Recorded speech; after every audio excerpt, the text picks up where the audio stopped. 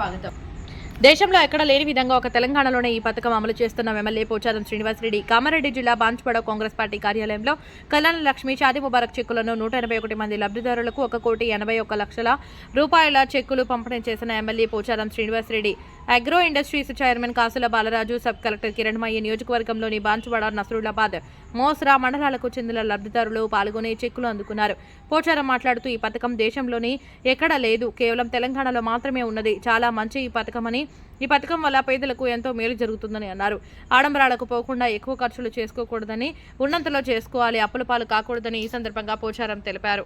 181 మందికి 1,81,20,996 రూపాయలు చెక్కు రూపేణ పంపిణీ చేయడం జరిగింది. ఇది బహుశా వినటానికి కొత్తగా ఉన్న భారతదేశంలో ఏ ప్రభుత్వం కూడా 1,116 రూపాయల చొప్పున ఆడబిడ్డ పెళ్లి కోసం ఇచ్చినటువంటి దాఖలాలు లేవు. అది కేవలం తెలంగాణ రాష్ట్రంలోనే ఈ పథకం అమలవుతా ఉంది. రేవంత్ రెడ్డి గారు ముఖ్యమంత్రి అయిన తర్వాత ఇప్పుడు కూడా వందలాది మందికి 1,116 చొప్పున చెక్కులు అందజేస్తా ఉన్నాం. వీటిని వారు సద్వినియోగపరచుకోవాలి, నిరాడంబరంగా పనిచేసుకోవాలి, ఆడంబరాలకు వెళ్లి అప్పుల పాలు కావద్దు.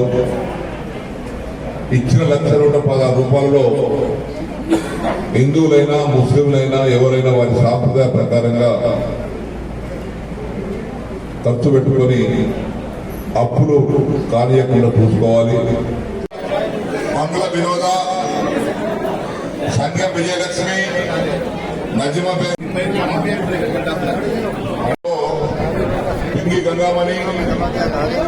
పింగి గంగామణి, గుడిమి, పట్రోల లత, మేతరి